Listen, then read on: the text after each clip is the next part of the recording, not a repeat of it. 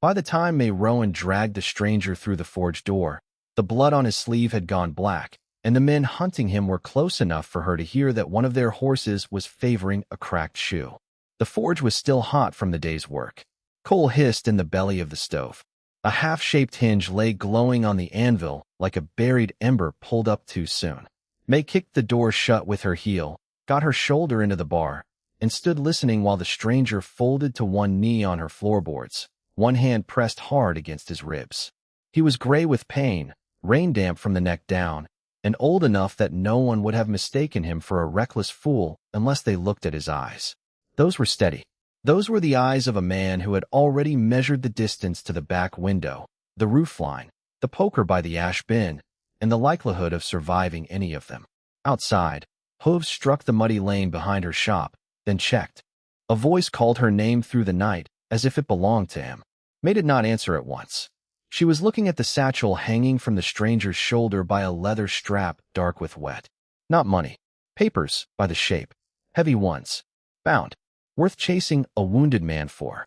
And wherever this story finds you tonight, whether under a porch fan in Arkansas, or beside a kettle in Adelaide, or with knitting in your lap while the house finally goes quiet, listen close to Bracken Ridge now, because a town can hold its breath the same way a person can. The stranger swayed. May crossed to him before he hit the floor.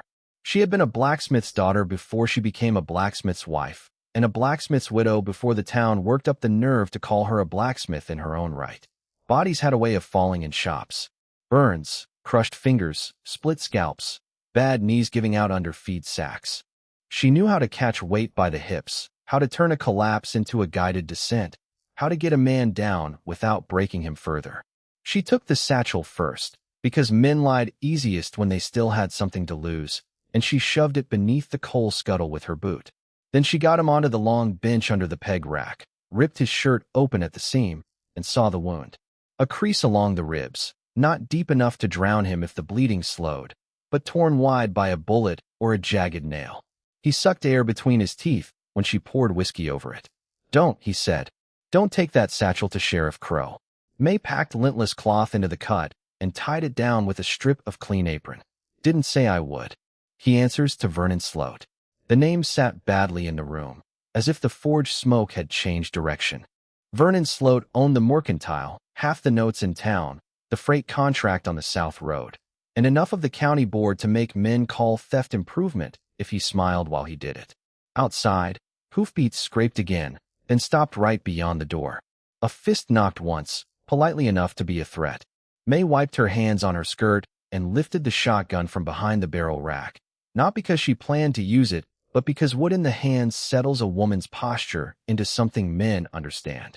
When she opened the sliding panel, Sheriff Emmett Crow was standing in the lane with his hat brim shining damp and 2 riders at his back. Crow always cleared his throat before he lied. He did it now. "Evening, May. Had a fellow pass this way." She let her gaze drift past him to the horse on the left. Bay gelding, front off, shoe cracked at the heel, the kind of flaw that clicked sharper on stone than iron should. The same horse she had heard in the dark. "Plenty of fellows pass this way," she said.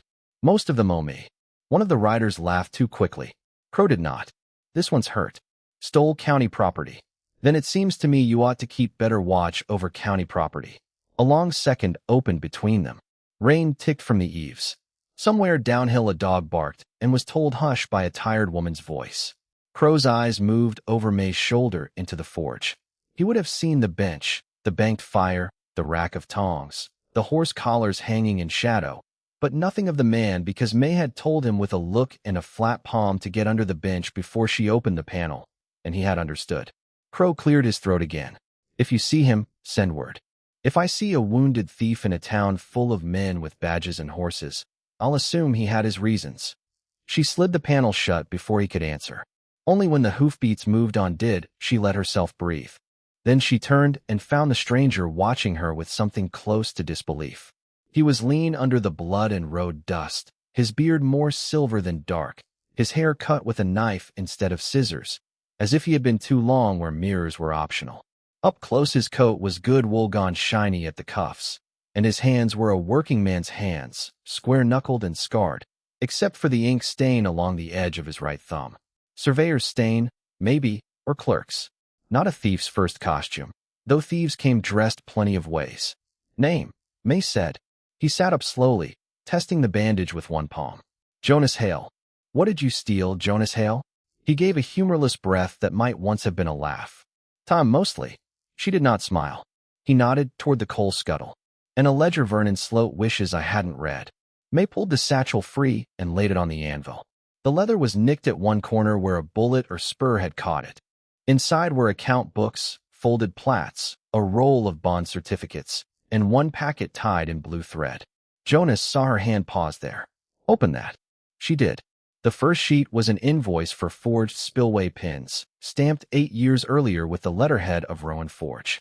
Her own shop, her own dead husband's hand, or something made to look like it, on the approval line. She felt her throat tighten, not from grief itself, but from the old habit of pushing grief down before it inconvenienced the room. Her husband, Eli, had died on Sloat's upper diversion work when a gate brace sheared and took 3 men into the sluice trench. Everybody in Brackenridge had called it bad luck because luck was easier to live beside than fraud. May had buried him, paid the coffin man in horseshoes and latch work, and listened while Vernon Sloat pressed her hand at the grave and said Eli had died building the town's future. Now she held a paper billing the county for tempered steel her shop had never delivered. Say the rest, she said. Jonas met her eyes. Sloat billed for your husband's iron and installed slag scrap from the Red Basin foundry instead. I found this in the current reservoir accounts because he's doing it again. May read every page twice before Dawn even thought about the ridge. Jonas talked while she worked the truth through her hands.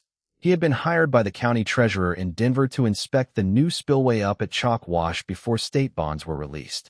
Sloat had promised the valley a reservoir deep enough to carry 2 dry summers and a mill race strong enough to turn a grain wheel through autumn. Men had mortgaged calves and seed against that promise. Women had stretched soup and patience around it.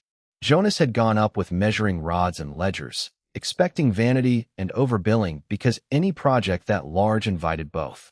Instead, he found a design changed after approval, inferior pins, missing braces, and invoices braided through old lies like wire through hay.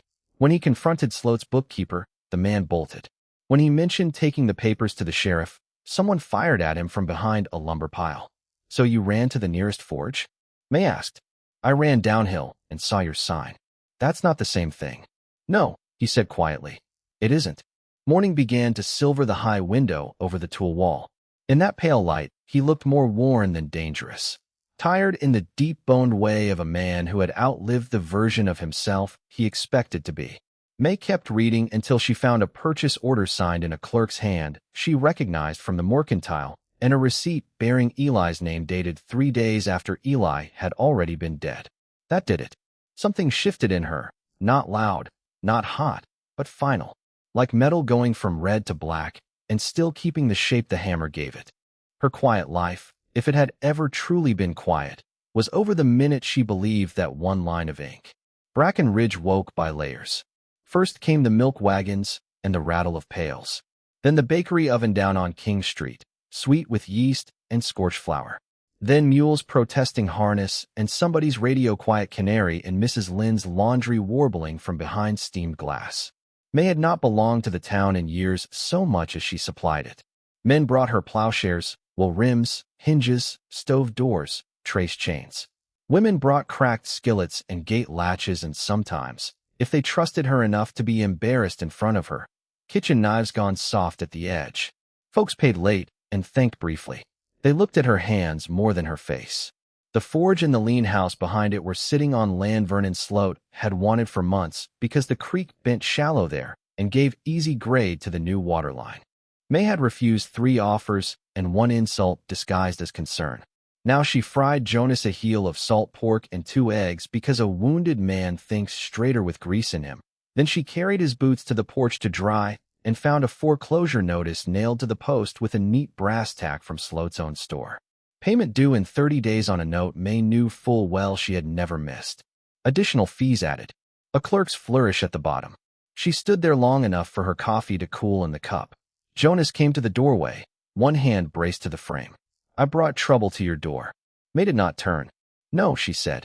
Trouble's been renting from Vernon Sloat for years. You just gave it a name. By noon, the town knew two things that were both wrong. First, that a state man had been robbed up at Chalk, Washington. Second, that May Rowan had taken in a boarder. The boarder part came from Tessa Bloom, who had seen the extra boots on the porch while delivering a pie and then pinched flour from the edge of her apron every time she swore she had not seen any such thing at all. Tessa was 29, widowed 3 winters now, with a laugh that arrived late because grief had made it cautious. She never pushed past what May would tell her, but she brought stew without being asked and walked out back to pump water so she could say, honestly enough, that she had not looked inside. Mrs. Lynn came later with a bundle of shirts from the hotel and tapped each coin twice on the counter before accepting them. Sheriff asked if your fire stayed lit late, she said. I told him metal does not watch clocks. Jonas kept to the loft over the shop, moving stiffly, reading through the accounts while May worked below.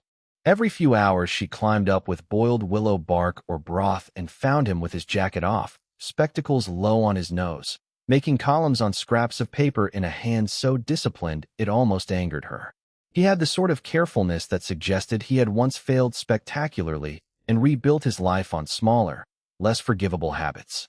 On the second afternoon, he handed her a folded plat map and pointed to a change in the wash line. This was moved 6 feet west after approval. If the spillway lets go under full pressure, all that water cuts through Miller's lower hay and straight into town.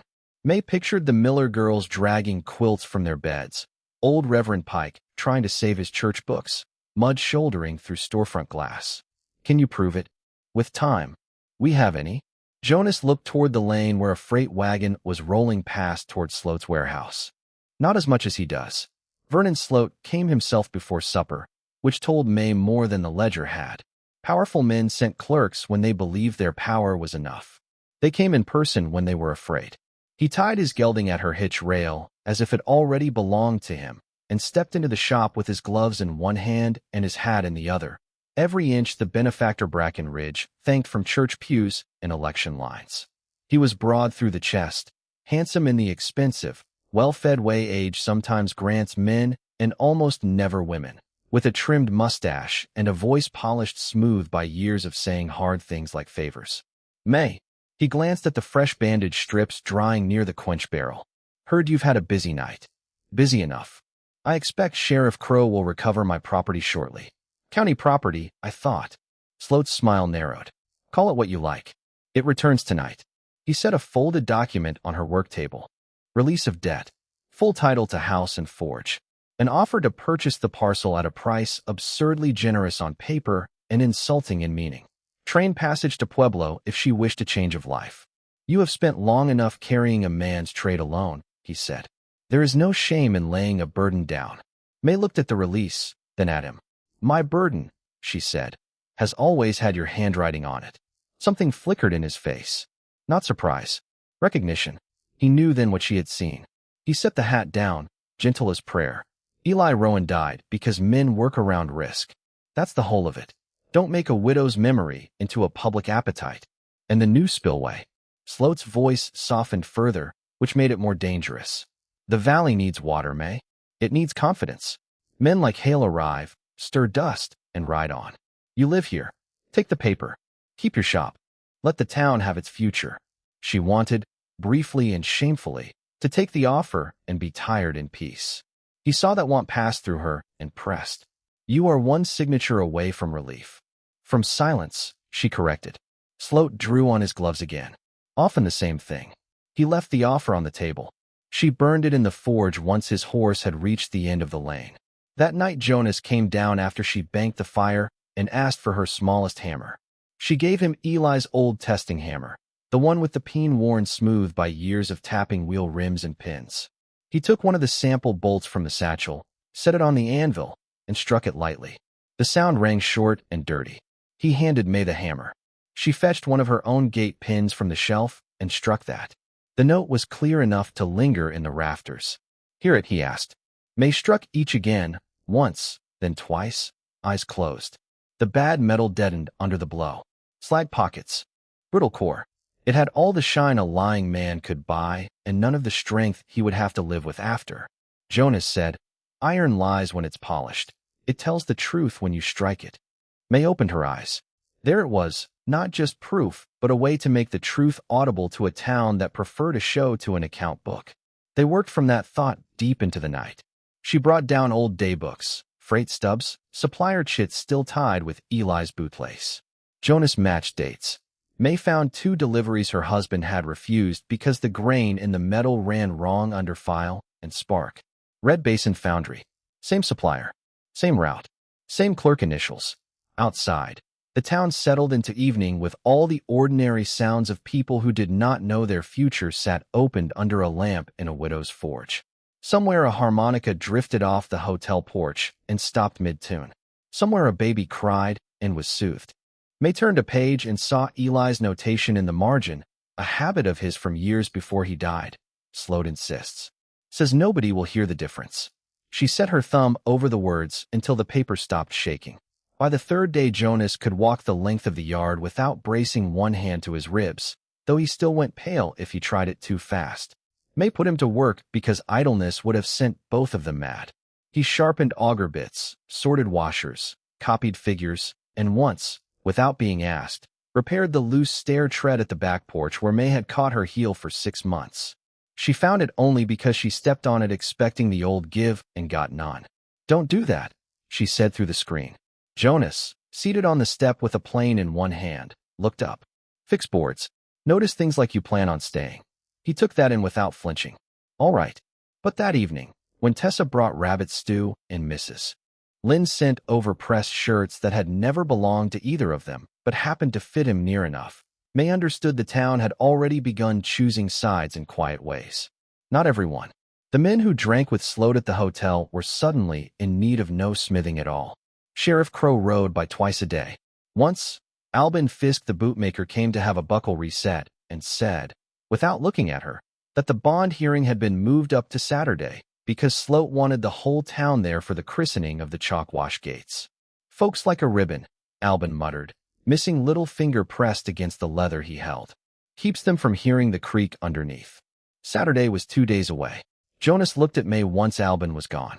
If the gates are tested before the accounts are challenged, he gets the bonds anyway. May shoved the glowing buckle into water hard enough to send steam up her forearm. Easy path. Hard path. Relief. Silence. By then the choices had faces on them, which made them harder and easier both. Near dark they rode to the old diversion cut above town where Eli had died, because some truths hide best where people are too ashamed to revisit them. Jonas said he needed to see the remnants of the earlier gate works, and May went because she had spent 8 years walking around that hill in her mind without ever once climbing it again. The wind up there smelled of chalk dust and sage. The trench had long since silted at the edges, but the upright braced timbers still showed where the work had failed, weathered gray and split down the grain. May dismounted and stood with one boot in the dirt Eli had last seen. Not the exact dirt, perhaps, but close enough for the body. Jonas moved carefully, measuring with his eye first, then his palm. He found the rusted head of an old shear pin half buried in the bank, dug it free, and brought it to her. Red Basin mark. Same flawed casting line. She took it from him and for a moment could not feel her fingers. "I signed off a false survey 12 years ago," Jonas said, looking not at her but at the ruined brace. "Not for Sloat. Another man. Another county. My wife was sick. I needed the money. I told myself the correction was small and the work would be sound enough if the crew took care. A flood came through the next spring. Nobody died, but 2 farms went under. One of them had just paid off its seed debt." May stared at the iron in her hand. "Why tell me that now?" "Because if I ask you to risk your name on my word, you deserve the whole of my word." She turned then. He did not look noble saying it. He looked sick with memory, which was better, more useful. "And after?" she asked. "After my wife died anyway, and I spent a long while making myself useful in places that had no reason to care where I'd been." May tucked the old pin into her coat pocket. "Tell me, if a lie had fed your table for years, would you tear it up with your own hands once you learned whose hunger paid for it?" She did not say it to him so much as to the wind, to Eli, to the part of herself still bargaining with comfort. Jonas answered anyway. "If I didn't, it would own the chair I sat in for the rest of my life." They rode back in the dark with the question between them and the town lights ahead, small and waiting. Sheriff Crow came at sunrise with a warrant signed by the county magistrate and 2 deputies too young to hide that they were scared of May's forge. She let them search because refusing would only have cost her the door hinges, and besides, Jonas had gone before dawn with the ledger wrapped in oilcloth and tied beneath the false bottom of her coal wagon. Crow kicked at sacks and pried under benches while clearing his throat every third sentence. May kept shooing Miller's roan as if lawmen in her shop were an inconvenience on the order of flies. "You're making this difficult," Crow said at last. "Only because you came empty-handed," May replied. "Most men bring something to be fixed." He found nothing. He did, however, tack a public notice to her gate before he rode off. Due to irregularities in note payment, all Rowan Forge assets were subject to seizure pending county review. Sloat had decided to stop pretending. Tessa tore the paper down before breakfast was finished and stamped it into the mud with one flour-dusted shoe. But the point had been made. Folks who owed May now saw they might have to choose whether to stand near a sinking woman. Some crossed the street by noon. Others lingered longer than they needed to at her pump or offered cash instead of credit with a carefulness that felt like respect wearing work clothes. Jonas returned at dusk by the back gully, shirt plastered to his back, carrying not just the hidden ledger, but a second bundle wrapped in canvas. Inside were 3 gate pins from chalk wash, one sound enough to fool a glance, one cracked through the core, and one warped like a spoon left too long in flame. "Pulled from the spare pile," he said. "They're opening the upper gate tomorrow for the christening. After the rain this week, pressure will be double what he planned for." May touched the split metal with her thumb. Even cold, it seemed to hum with future damage. The storm began before midnight, not dramatic enough to satisfy foolish people and not light enough to dismiss. It was a working storm, steady, patient, the kind that filled ruts, swelled wash lines, loosened old boards, and turned every promise in the county into arithmetic. May slept in her dress and woke twice to check the creek. On the third waking, she found Jonas already on the porch, hatless, looking toward chalk wash where no light should have been at that hour except the lantern in the watch shed. There were 3. "They're filling early," he said. "If he opens the gate at first crowd and takes the cheer before anyone climbs the braceworks, he can claim the test passed even if the lower hinge shifts." May tied her boots hard. "Then we go look before first crowd." The ride up was wet and black and cold enough to knot her hands on the reins. Mud sucked at the mare's hooves. Twice they had to dismount and lead across shale where the path ran slick over the cut bank. At the reservoir rim, they left the horses in juniper scrub and crawled the last stretch to the spillway under thorn brush and pounding rain. The gatehouse lamps painted the wet timbers honey yellow. Beneath them, men moved like shadows along the catwalk.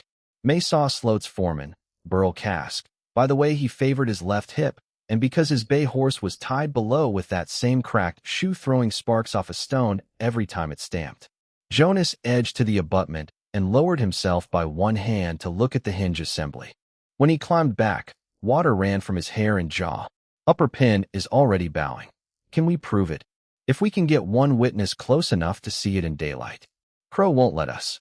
Jonas wiped rain from his mouth. "Then we take the papers south and ride for the district office." May looked down valley where the town lay asleep under that steady, useful rain, and leave Sloat to open rotten gates over beds full of people. "If Crow arrests me, there's no witness at all." "Then don't get arrested." He stared at her, half angry, half afraid. "You think I came back here because I'm brave?" She answered without softness.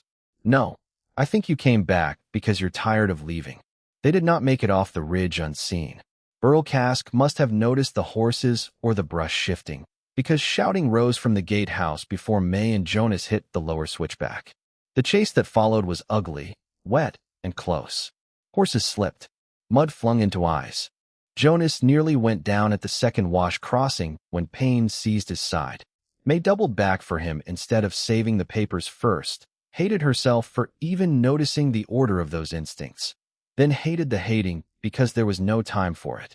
Burl came on fast despite the lame-shod bay, cutting below them where the trail forked. May knew that horse's bad rhythm now as well as if she had fit the shoe herself. She veered onto the shale cut, where any sensible rider would have stayed off in rain. Sensible riders had evenly shod horses. Burl's bay did not. The cracked heel bit wrong on the slant rock, slipped, and sent both horse and rider sliding into sage. It was not rescue. It was memory put to use. She and Jonas gained the bridge road, breath smoking from horse mouths, and reached town just as the church bell began to ring 6 for morning. Sloat had ordered the christening moved earlier to catch men before they scattered to chores. Wagons were already turning uphill, families hunched under oilskins, boys thrilled for a spectacle, women balancing baskets because any public event in Brackenridge became a meal if left alone long enough. May wanted to scream at all of them. Instead, she rode straight for the square, dismounted hard, and hauled the cracked sample pin, the old invoice, and Jonas by the sleeve toward the courthouse steps where Sloat stood with a ribbon stretched across a polished model of the reservoir. He was speaking about progress, about security, about the next dry year never kneeling this valley again. Sheriff Crow saw Jonas, reached for his arm, and in the confusion the warped pin dropped to the stone and rang dead. Not one head turned. Hope is a loud room. May climb the steps anyway. That gate will fail, she shouted. Sloat paused, ribbon knife in hand. Crow went red with anger. The crowd went still in the strange way crowds do when what they expected is interrupted by a woman who sounds as if she has already decided the cost of speaking. Rain tapped on parasols and wagon boards. The cut ribbon trembled in Sloat's fingers. If the town would not hear metal, maybe it would hear a widow. If it would not hear a widow, then everything below chalk wash belonged to water already. Who would they believe? The woman with soot ground into her hands, or the man whose name sat on half their notes? Crow seized Jonas first. That was Sloat's mistake. Had he let the moment breathe, folks might have returned to the comfort of ceremony. But there is something about seeing a wounded man twisted up in front of children and churchwomen that scrapes varnish off public lies. Jonas jerked in pain. May swung the sample pin against the courthouse rail hard enough to split a strip of paint. Listen to it, she barked. Listen, you fools. The sound that came back was flat, ugly, brief. She lifted one of her own forge pins from the sack at her feet and struck that next. The clear ring ran over the square and up the wet windows of the stores and seemed, for one impossible breath, to hang there. Men looked at each other. Sloat smiled thinly. A parlor trick, he said. And stolen county materials. Sheriff, if you please. Then, up above town, a sound rolled down the wash that turned every face north. Not a crack exactly. A groan. Wood under strain. Iron carrying more than it had been made to carry. Jonas went white. He filled past the lower brace, he said. May did not think after that. She moved. She shoved through the crowd, snatched Crow's own hitch maul from beside the steps, and ran for her mare. Jonas tore free of the deputy with a motion so desperate it looked animal, not brave, and Crow fired once into the air instead of at him, because by then too many people were watching to disguise murder as duty. May and Jonas rode ahead of the wagons this time, not away from danger but straight into it, up the road as the first frightened teams began turning back from chalk wash in a tangle of wheels and shouting. Water was feathering over the spill lip wrong, spilling in a white sheet where it should have been taking the channel clean. One upper hinge was jerking loose under pressure, the bad pin walking itself out of the bracket one shutter at a time. Men on the catwalk were jumping for shore. Sloat stood by the winch screaming for them to pull the gate open wider, either from ignorance or panic or the arrogance of a man who believes force can finish what deceit began. May hit the ground before the mare fully stopped. The catwalk shook under her boots. Jonas came behind her with the ledger bag slung crosswise and a length of chain over one shoulder. Someone shouted for them to get off. Someone else shouted Sloat's name like prayer. May reached the hinge housing, saw at once what Eli must have seen 8 years earlier in another place, and felt the old grief strike not like a knife, but like recognition. Bad metal always announced itself if you got close enough. The pin had mushroomed on one side. Slag spit glittered in the seam. One more wrench under full load, and the gate would yaw open crooked, cut the channel bank, and send the whole head of stored water where Jonas said it would go.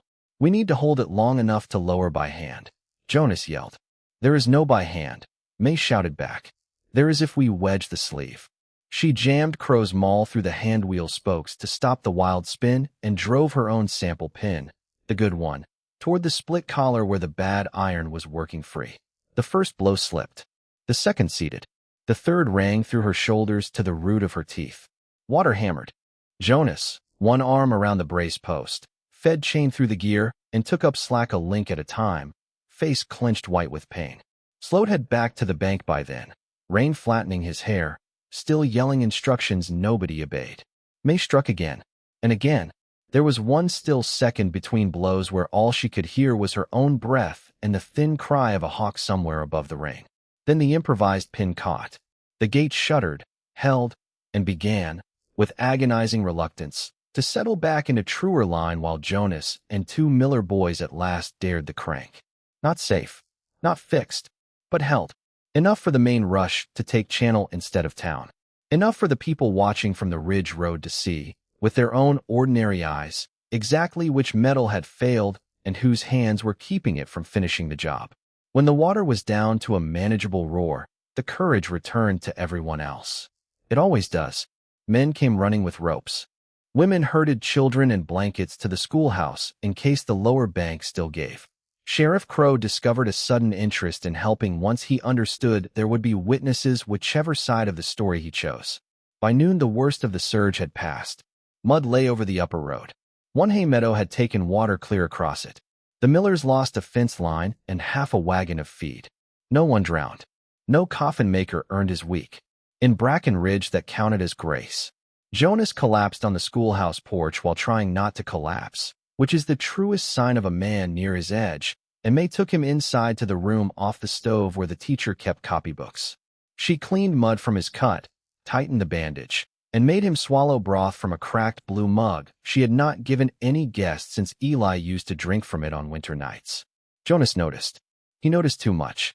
"You don't have to do this because I was useful," he said. May snipped thread with her teeth and tied off the dressing. "If I only kept useful things," she said, "this town would have starved me out years ago." He laughed once and then winced because laughter pulled his ribs. Outside, feet thudded across the porch. Voices rose and fell. Rain softened to a quiet sift on the windows. May fetched the dry wool coat that had been Eli's and laid it across Jonas's knees. He touched the sleeve, but did not put it on. "That's not mine. I'm aware." "Then why hand it to me?" She stood by the stove a long moment with the broth spoon in her fingers. "Because you're cold," she said at last, which was true and not the whole truth. He looked down at the coat, then back up at her, and whatever gratitude he felt was too large for easy speech. So he said the smaller, harder thing instead.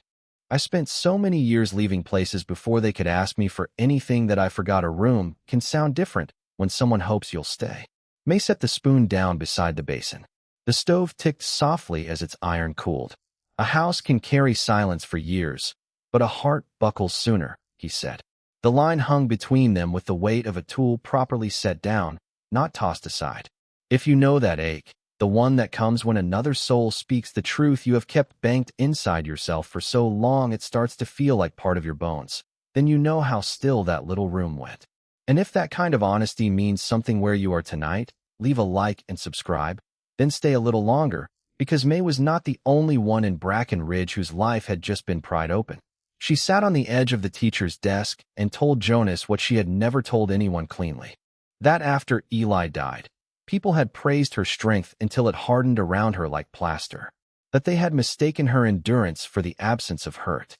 That she had learned to speak in invoices and shoe sizes and repair dates because practical things asked less of her than tenderness did. Jonas listened with both hands wrapped around the blue mug. Then he told her that his wife, Clara, had died angry with him, not because he had failed to love her, but because he had kept handing her plans instead of presents. Another job. Another county, another promise that once the money was right, then he would sit still and be hers properly. "I buried her with train soot still on my cuffs," he said. "After that, leaving felt like the only honest thing I knew how to do." May looked at him long enough to make him uneasy, which he bore without retreating. Outside, Tessa's laugh broke suddenly across the porch and was answered by Mrs. Lynn's dry shushing. Life was resuming itself one careful sound at a time. "You should sleep," May said. Jonas stood instead. "May." She looked up. His voice had gone rough. "I should leave before I do something foolish." Her mouth turned, not soft exactly, but alive in a way it had not been for years. She smirked. "Then stop talking and do it." He crossed the 2 steps between them and kissed her with all the caution of a man handling a fracture and all the hunger of a man tired of surviving by subtraction. The kiss did not fix anything, which is why it mattered. It did not clear the mud from the road, or make Vernon Sloat honest, or erase the years either of them had spent speaking to ghosts. It simply placed two living people back inside their own bodies at the same time. When Jonas drew away, he rested his forehead against hers for one breath, then two, as if neither of them trusted the floor yet. May could hear the children in the next room being told to stack slates by size. She could hear the stove door click as the teacher fed it kindling. Small sounds. Everyday sounds. The sort that had once seemed beneath notice and now felt almost holy. By evening, the county clerk arrived soaked to the waist with an emergency order halting bond release, pending a full review. He spoke to May on the porch while half the town pretended not to watch from wagons and doorways. With Sloat's assets likely to be frozen, he said, the county would need a temporary custodian for the spare iron, the work crews, perhaps even the chalk wash parcel if litigation dragged on. May could have named a price fit to bruise a man. She could have claimed compensation for 8 years of lies, her husband's death, her seized note, her lost contracts, the public insult of this morning alone. Instead, she said she wanted clear title to her forge, the note erased, wages paid to every laborer Sloat had shorted on the gate works if the books proved it, and enough county iron assigned to rebuild the spillway correctly before freeze. Nothing more. The clerk blinked once, then wrote as she spoke. Mrs. Lynn, standing under the laundry awning across the street, watched over the rims of her spectacles and gave the smallest nod, not praise, not even approval exactly, but the acknowledgement one craftsperson offers another when she sees a clean choice made under dirty pressure. Warmth had arrived in May's life by then, but safety had not. Sloat was still free until hearing. Crow still wore a badge. And before night had fully settled, Alban Fisk came limping up the lane to say that Vernon Sloat had sent word from the hotel. If May planned to ruin him, he would make sure Brackenridge remembered who built its prosperity before it remembered who nearly drowned it. The hearing was held 2 days later in the freight hall because the courthouse roof still leaked from the storm and because everyone in town wanted room enough to attend without pretending they had business elsewhere. Men who never missed a chance to side with power took seats near the back, where they could leave early if the wind changed. Women with notebook minds sat forward. The Miller family came mud to the knee from salvaging fence posts, and carried with them the authority of people nearly washed from their own kitchen. Jonas testified first. He did not clean himself up past reason for it. He wore Eli's old wool coat because the mornings had turned sharp, and if anyone noticed whose coat it had been, they were decent enough not to make theater of that either. He confessed the false survey from years before Sloat's lawyer could weaponize it. The room shifted, startled by honesty arriving before accusation. Then he walked the hall through the chalk wash plans line by line, showing where the approved design ended and Sloat's profitable improvisation began. He named dates, suppliers, load tolerances, rainfall assumptions, every corner cut, every risk pushed downhill onto someone who did not get a vote. Sloat followed with indignation and charm, both thinning at the edges. He called Jonas a drifter, May a grieving woman too long attached to old injuries, the storm an act of God no builder could fully anticipate. Then May stood, carried her anvil hammer to the demonstration table, and asked permission to strike iron. The magistrate, who had spent his life preferring papers to noise, hesitated only until half the room leaned forward. She laid Sloat's spare pen beside one forged at her shop. She heated neither, painted neither, dressed neither for display. Metal is like a man's promise, she said. It sounds fine from a distance. She struck the bad pen. Dead note. A flinch moved through the crowd, as if they had all felt the weakness in their own wrists. She struck the good one next. The ring climbed the rafters and came back clean. Then she produced Eli's daybook, the old red basin pen from the first diversion works, and finally the receipt dated 3 days after Eli's death. Sloat's lawyer objected. May ignored him. My husband did not approve this load, she said. He rejected it. Can you prove rejection? The lawyer snapped. May opened the daybook to the pressed page beneath the missing invoice sheet, laid a scrap of charcoal paper over the indentation, and rubbed. Eli's heavy pencil marks rose out of absence one stroke at a time. Returned. Grain wrong. Unsafe at load. The room made the sort of sound people make in church when they realize the sermon has turned on them personally. After that, the structure of Sloat's life gave way faster than the gate had. Tessa Bloom testified that Sloat's clerk had altered dates on May's note after hours with the office shutters closed. Mrs. Lynn produced hotel laundry marks proving the foreman and bookkeeper had spent nights at Chalk Wash on dates Sloat swore no work was being done. Alban Fisk, who hated public speaking almost as much as he hated debt, admitted he had repaired Burl Cask's cracked horseshoe and heard the foreman brag the spillway would hold until bond money cleared, which was all it needed to do. The Miller boys described seeing May and Jonas on the catwalk with water up to the braces while Sloat shouted from dry ground. Sheriff Crow, recognizing at last that his future might profit more from selective memory than from loyalty, forgot several crucial conversations and remembered just enough uncertainty to distance himself from Sloat's instructions. By sunset, the magistrate had suspended the bond issue, ordered a fraud inquiry, voided May's altered note, and placed Chalk Wash under county trusteeship until new works could be built. Vernon Sloat was not dragged through the street. No mob came for him. That would have been easier and cheaper on everyone's soul. Instead, he sat very still while clerks inventoried his books and the room, one ordinary face at a time, withdrew the borrowed faith on which he had fed for years. He looked smaller not because his body changed, but because no one was making room around him anymore. Jonas, meanwhile, signed a sworn statement acknowledging his old false survey and accepted whatever consequences the state might yet choose to revisit. When May asked him later why he had done that part so plainly, he said, "Because staying starts somewhere." She did not answer with words. She put a cup of coffee in his hand and left her fingers there 1 second longer than required. Autumn came on with the unshowy kindness of well-timed labor. Work crews under county pay tore out the rotten hinge assembly at Chalk Wash and hauled in proper stock from 3 days south, this time inspected by men who had learned the cost of trusting polish over sound. May forged pins from dawn into lamplight until her shoulders sang and her wrists burned. Jonas set alignment, checked grade, and slept at her house often enough that the town stopped pretending not to notice. He never assumed. He asked before mending the porch rail, before moving his shaving kit from the washstand drawer to the shelf, before bringing in a second chair for the evening fire, as if a chair could be more intimate than a kiss. May found she liked being asked. Bracken Ridge changed too, though towns hate admitting it. Men who had called May Rowan's widow began calling her May to her face and Smith to their neighbors when speaking of work quality. Women lingered by the forge longer, not always with repairs, sometimes with stories. Tessa took over half the bookkeeping for the county rebuild and discovered she was better at figures than her late husband had ever let her believe. Mrs. Lynn accepted a permanent laundry contract from the new crew at a rate she named herself.